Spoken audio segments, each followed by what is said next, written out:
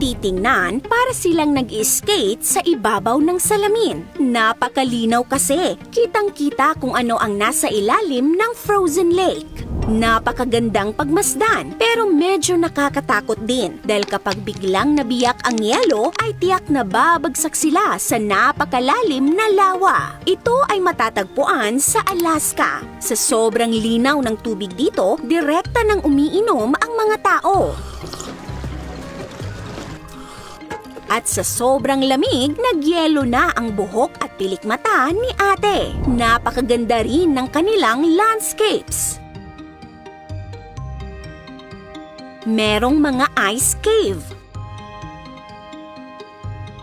Napaka-magical rin ng kanilang train ride. Makikita rin dito ang napakagandang Aurora Borealis. Pero alam nyo ba, kilala rin ang Alaska sa kanilang mga higanteng gulay. Ito nga ang pinakamalaking kalabasa na naitala, tumimbang ng 974 kilograms, kasing bigat ng 2 polar bears. Ang pinakamabigat na cabbage naman na naitala sa Guinness World Records ay may timbang na 62.71 kilograms. Ito pa ang ilan sa mga larawan ng pinakamalalaking gulay sa Alaska. Ang dambuhalang kalabasangang ito ay kailangan pang iangat sa bubong ng isang crane para lamang mailabas sa greenhouse. Bakit kaya naglalakihan ng sobra ang mga gulay sa Alaska?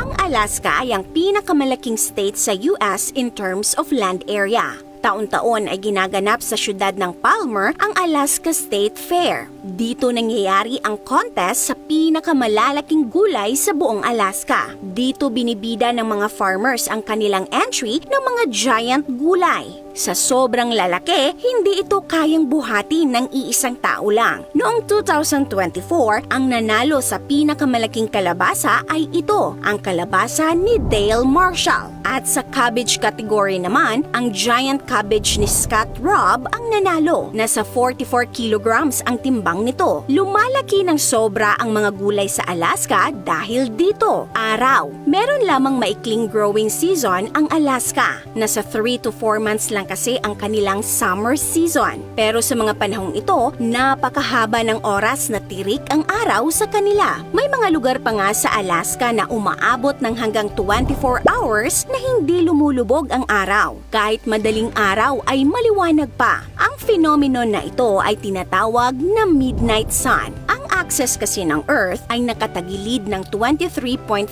degrees at tuwing summer sa Alaska, ito ay mas nakaharap sa araw kumpara sa ibang parte ng mundo. Kaya mas mahaba ang oras sa kanila na nakasikat ang araw. Ang sobrang sunlight ay nagsusupercharge sa photosynthesis process ng halaman o gulay. Ito ang nagbibigay sa kanila ng enerhiya para mas lumaki kumpara sa normal na gulay. Ang extra sunlight ay nagre-resulta sa extra size na mga gulay at mas matamis din daw ang mga produkto dahil dito. Ang ibang farmer ay isda ang ginagawang fertilizer. Napaka-natural kaya nagbibigay rin ito ng sustansya para mas lalong lumaki ang mga gulay. Pero ano naman kaya ang ginagawa nila sa mga giant gulay pagkatapos ng event? Well, magiging isang magandang regalo ito sa mga hayop. Idinudonate kasi ang mga ito sa Alaska Wildlife Conservation Center. Isa rin ito sa main attraction sa Alaska State Fair, ang pagpapakain ng mga giant gulay sa mga bears at iba pang hayop. Maraming tao ang pumupunta sa event na ito